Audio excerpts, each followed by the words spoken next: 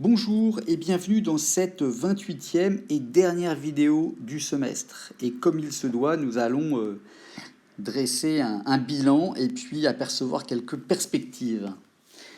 Alors durant ce semestre, on a vu toute une série d'algorithmes dans les graphes, des algorithmes de parcours, des algorithmes de plus court chemin, des algorithmes de flow, des algorithmes pour trouver les arbres couvrants minimaux. On en a vu beaucoup et j'espère que ça vous servira beaucoup dans la suite de votre parcours. Ce sont des algorithmes souvent très utiles et j'espère que vous ne les oublierez pas. Mais comme on l'avait vu dans une vidéo précédente, la vidéo numéro 18, tout n'est pas fastoche. C'est-à-dire qu'il y a beaucoup de problèmes dans les graphes qui ne se résolvent pas avec des algorithmes efficaces. Soit parce qu'ils sont intrinsèquement difficiles, soit parce que pour le moment, on pense juste qu'ils sont intrinsèquement difficiles, et en tout cas, pour lesquels on n'a pas d'algorithme efficace et tous les problèmes NP complets. Alors, face à un problème, donc ça c'était juste pour vous rappeler ce qu'on avait fait dans la vidéo 18, on avait eu plein de variantes de problèmes d'accessibilité qui paraissent assez simples, et puis on voit qu'en changeant un petit paramètre, eh bien on passe d'un problème P à un problème NP complet, et c'est vrai dans les graphes orientés, mais c'est aussi vrai dans les graphes non orientés. Ok, donc je ne reviens pas là-dessus. Alors, que faire? Après bilan et perspective, que faire face à un problème difficile? Eh bien, la première solution, ça consiste à changer de problème. Ce n'est pas une boutade. En fait, ce qu'on a vu, c'est qu'il suffit de peu de choses pour faire passer d'un problème difficile à un problème facile et inversement. Et si dans un sens c'est une mauvaise nouvelle, parce qu'on peut avoir l'impression qu'on a un problème assez proche d'un autre pour lequel on a un algorithme efficace, et puis patatras, on s'aperçoit qu'en fait ce petit changement casse tout. On peut aussi des fois avoir un problème difficile et puis en fait le changer un petit peu et obtenir un problème facile, et donc ça c'est une vraie piste. Une deuxième solution, ça consiste à se dire, eh bien, je renonce à avoir un algorithme qui marche tout le temps, et je vais essayer uniquement d'avoir un algorithme qui, avec certaines heuristiques, va bien marcher pour les cas qui m'intéressent. On peut aussi chercher des approximations, on l'avait vu un petit peu pour le voyageur de commerce, c'est tout un domaine d'étude. Et puis on peut aussi regarder des algorithmes probabilistes, et comme ça c'est une forme d'algorithme qu'on n'a pas du tout regardé, c'est ce que je vous propose de regarder dans cette dernière vidéo, ce qui vous permettra de commencer à voir ce que vous pouvez maintenant étudier en algorithmique. Alors, je vais, pour illustrer mon propos, je vais prendre le problème, un problème de graphe quand même, faut pas abuser, on est en AL5, donc un problème de coloration de graphe. Alors l'idée de la coloration de graphe, c'est, étant donné un graphe non orienté, G, eh bien une coloration, c'est une fonction, une coloration en k couleurs, c'est une fonction qui va associer à chaque sommet un entier entre 0 et k-1. Okay, c'est-à-dire une couleur parmi les k couleurs possibles. Et la contrainte qu'on s'impose, parce que quand même il y a une contrainte, c'est que pour n'importe quelle arête UV, eh bien la couleur de U doit être différente de la couleur de V. Deux sommets adjacents ne peuvent pas être coloriés de la même manière. Voici un exemple où j'ai colorié ce petit graphe avec trois couleurs, rouge, bleu et vert, de manière à ce que aucun sommet adjacent ne soit colorié de la même manière. Très bien. Alors maintenant, on peut formaliser un peu plus le problème qui nous intéresse. Le problème, c'est, étant donné un graphe non orienté G, c'est de trouver un coloriage de G avec un nombre minimal de couleurs. Okay, ce nombre minimal de couleurs de G, c'est ce qu'on appelle le nombre chromatique du graphe. Et en fait, on a une variante de ce problème-là, qu'une variante qu'on appelle sous la forme de problème de décision, qui va répondre oui ou non, on doit décider quelque chose. Et donc cette variante, et qui va nous intéresser ici, c'est étant donné un graphe non orienté et un entier K, on veut que l'algorithme réponde oui, si et seulement si il existe un coloriage en au plus K couleurs de G. Alors à quoi ça sert? C'est pas juste une histoire de chercheurs qui ont envie de colorier ces graphes le mercredi après-midi. L'idée là, c'est qu'il y a des vraies applications derrière aussi. Par exemple, l'attribution de fréquences. Quand vous voulez attribuer des fréquences, eh bien vous ne voulez pas que deux sommets qui sont proches, typiquement reliés par une arête, eh bien, aient la même fréquence. Okay, donc vous voulez vérifier, être sûr de ça, et donc on peut voir l'attribution de fréquences comme un problème de coloriage. Mais trouver le nombre minimum de salles pour un emploi du temps, c'est aussi un problème de coloriage. Et faire le planning d'examen en tenant compte de l'inscription de chaque étudiant, c'est aussi un problème de coloriage. Résoudre un sudoku, c'est aussi un problème de coloriage. Et donc, il y a plein de choses qui peuvent se ramener à du coloriage. Très bien. Autre exemple, c'est le graphe qu'on appelle le graphe de Peterson, que là, j'ai colorié en 3 couleurs. On ne peut pas faire mieux. Et là encore, on peut vérifier qu'aucun sommet adjacent n'est colorié de la même couleur. Alors, le problème de décision que je viens de mentionner est un problème difficile. C'est un problème NP complet. Et pour lequel il n'y a même pas d'algorithme d'approximation polynomiale comme pour le voyageur de commerce. Alors, face à cela, je vais vous montrer un algorithme probabiliste qui permet de résoudre assez bien. C'est une approximation. À la fin, on n'est pas sûr d'avoir le bon résultat, mais souvent ça va marcher. Alors, avant de voir l'algorithme probabiliste, on va voir d'abord un algorithme glouton. Alors, juste un petit point avant de vous montrer l'algorithme glouton, un petit point sur ce problème-là. Il y a des cas faciles. Par exemple, décider s'il existe une coloration avec 2 couleurs, ça se fait en temps polynomial. Ça revient en fait à chercher un cycle impair, à tester qu'il n'y a pas de cycle impair. Très bien. Si je vous dis que le graphe est planaire, hypothèse importante, c'est-à-dire que je peux le dessiner sans que ces arêtes ne se coupent, eh bien, si mon graphe est planaire, eh bien, je sais que c'est toujours possible de le colorier avec 4 couleurs. Donc, par exemple, si vous prenez une carte avec des pays et que vous voulez savoir si vous pouvez colorier vos pays dans des couleurs différentes lorsqu'ils ont des frontières communes, eh bien, avec 4 couleurs, vous êtes sûr de toujours y arriver. On sait aussi que si on prend un K suffisamment grand, on va toujours y arriver. Typiquement, si on définit K comme le degré max de S plus 1, c'est-à-dire je prends pour tous les sommets le plus grand degré de chaque sommet, et je fais celui qui maximise cette valeur-là, et je lui ajoute 1, eh bien je sais que je peux toujours colorier mon graphe avec ça. Mais là, c'est quand même prendre beaucoup de couleurs. Alors, je vais d'abord vous présenter un algorithme glouton pour essayer de colorier le graphe. Alors, ce qu'il va faire, l'algorithme glouton, c'est d'abord, il va décolorer tous les sommets. Bon. Et puis ensuite, ce qu'on va faire, c'est qu'on va énumérer les sommets de grand S. Et ensuite, je vais affecter à petit s la plus petite couleur non utilisée par ses voisins. OK ? Et ça, je vais le faire si c'est possible. Et bien sûr, si tous les voisins de S utilisent toutes les couleurs disponibles, alors je suis bloqué, et du coup, ce que je vais faire, c'est que je vais me donner une couleur de plus. Je vais dire que C de S, la couleur de S, ça va être K, et je vais donc augmenter mon nombre de couleurs de 1. Je rappelle que les couleurs vont de 0 à K-1, donc du coup, en lui donnant une nouvelle... La valeur K, c'est une nouvelle couleur dans ma palette. Donc, à la fin de mon algorithme glouton coloriage, je suis sûr de colorier mon graphe en respectant ma contrainte que 2 sommets qui sont reliés par une arête ne sont pas coloriés de la même manière. Par contre, le nombre de couleurs que je prends peut être grand. Si je prends, par exemple, ce petit graphe-là, eh bien... qu'est-ce que je peux faire ? Écoutez, imaginons que je colorie, je commence par celui-ci, et je vais lui mettre rouge. Du coup, disons que je vais regarder celui-là, je vais lui mettre vert, parce que c'est ma deuxième couleur. Et puis ensuite, je vais mettre celui-là en rouge. Bien, pourquoi pas ? Et du coup, qu'est-ce qui va se passer ? Eh bien, celui-là, je suis obligé de le mettre en vert, je ne peux pas le mettre en rouge. Et puis... le dernier, je vais être obligé de le mettre en bleu. D'accord ? Donc là, il m'a fallu 3 couleurs pour le colorier. Ah oui, mais en fait, j'aurais pu faire un peu mieux. Comment est-ce que j'aurais pu faire ? J'aurais pu, par exemple, commencer par colorier celui-là. Donc j'aurais évidemment mis rouge. Et puis imaginons que je colorie ensuite celui-là, tout se passe bien. Et puis que je m'intéresse maintenant à celui-là. Tiens, je l'aurais mis en rouge. Et là, qu'est-ce qui se serait passé ? J'aurais pu colorier celui-là en vert et celui-là en vert selon l'algorithme glouton. Et là, j'aurais eu que 2 couleurs. Donc là, la manière dont je vais énumérer mes sommets a une influence sur le comportement de mon algorithme et a une influence sur le nombre de couleurs nécessaires, in fine, pour le colorier. Donc, il faut faire attention, l'algorithme glouton ne me donne pas toujours le meilleur résultat possible, qui est ici ce résultat-là. Alors, je vais... compléter un petit peu mon algorithme, le modifier, et je vais faire la chose suivante. Maintenant, je vais choisir un certain nombre de couleurs. K, petit.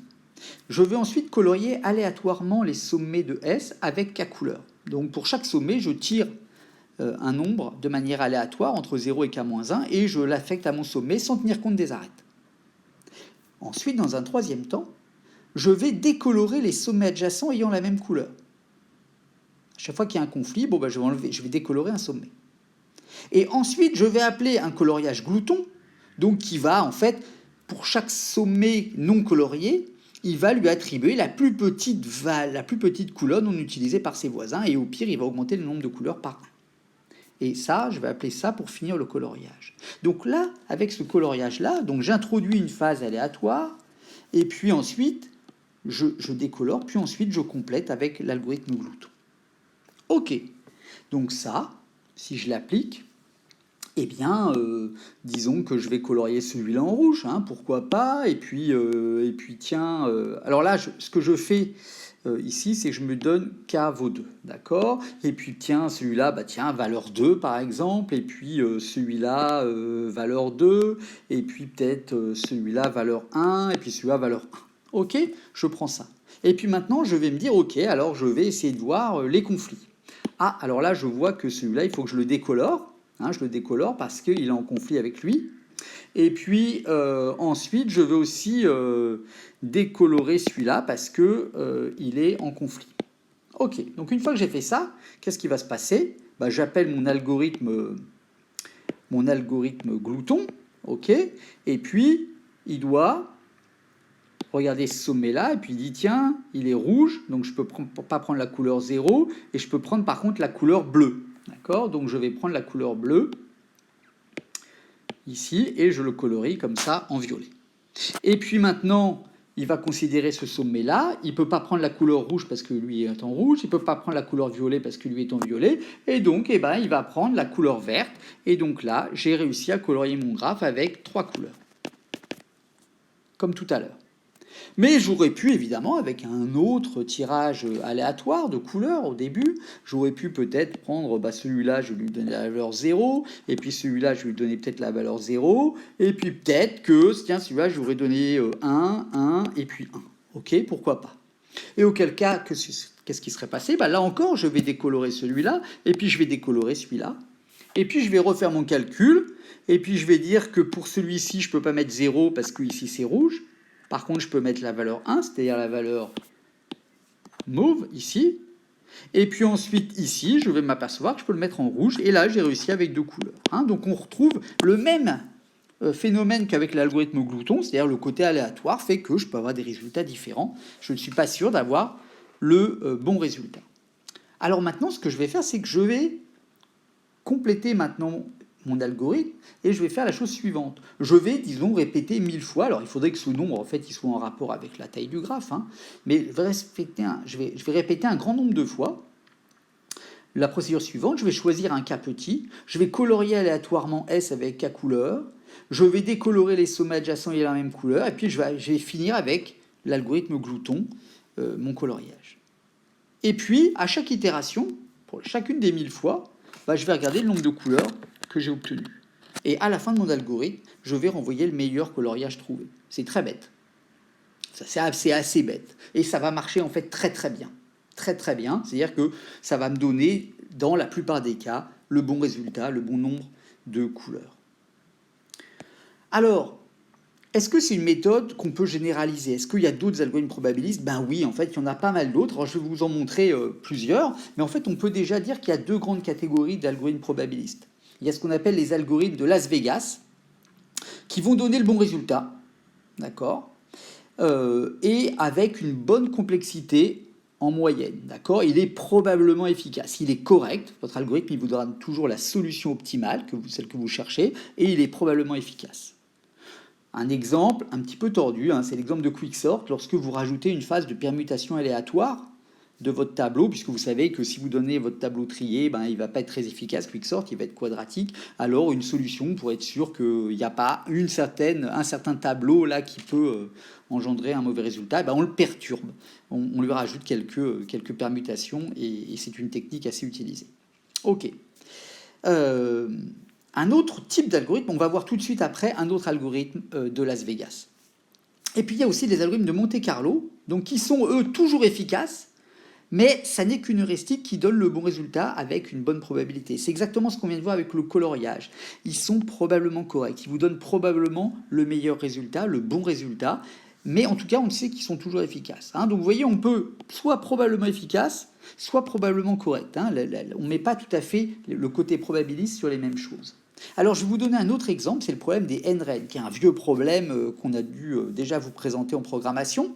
On aime bien le faire quand on aborde le backtracking. Donc l'idée c'est de placer NREN sur un échiquier de taille N, NN.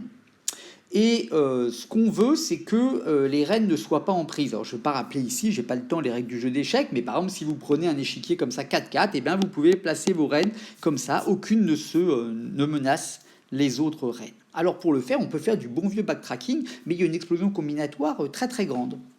Et donc il y a une solution probabiliste qui est la suivante. Ça va être de répéter un certain nombre de fois, faire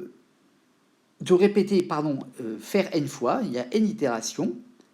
S'il reste des positions possibles, j'en choisis une aléatoirement. Et si jamais je suis bloqué, si je ne peux pas poser une nouvelle reine sur mon échiquier sans qu'elle soit en prise avec les autres, j'efface tout, je renverse mon échiquier, j'efface absolument tout. Hein, ce n'est pas la dernière position, contrairement au backtracking que j'enlève, c'est j'envoie tout valdinguer et je repars. J'essaie de placer une reine, et puis une deuxième reine, et une troisième reine. Et si jamais ça bloque, j'efface tout et je recommence. Ça paraît très étonnant, mais cet algorithme va marcher très très bien. Et je vous invite à le tester, ça vous prendra peut-être 1 heure de programmation, et vous verrez qu'il marche beaucoup mieux que le backtracking. Hein. Et c'est un petit peu comme dans la devise Shadok, hein, c'est en essayant continuellement qu'on finit par réussir. Et donc, plus ça rate, plus on a des chances que ça marche. Ça, c'est les Shadok qui le disent. Et je vais vous donner un dernier algorithme probabiliste. Et celui-là, il n'est pas très possible en temps de Covid, hein, mais on va en sortir du Covid un jour. Donc, vous pourrez le tester au printemps, j'espère.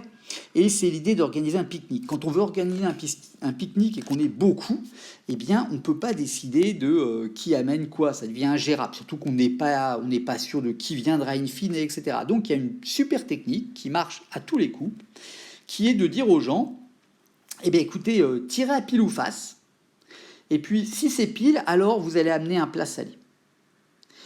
Et si c'est face, à ce moment-là, vous allez retirer à pile ou face. Et si c'est encore pile, alors vous allez amener un dessert. Et sinon, vous allez amener une boisson.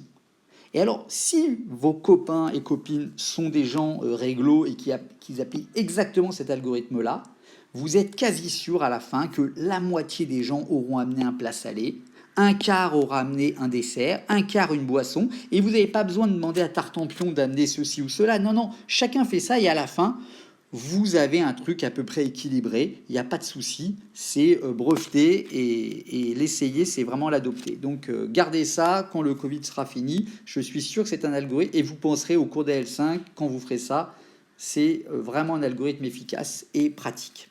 Donc ça, c'est les algorithmes probabilistes. Mais vous avez encore d'autres formes d'algorithmes dont on n'a pas parlé. C'est par exemple les algorithmes concurrents ou les algorithmes distribués. Un algorithme concurrent, qu'est-ce que c'est?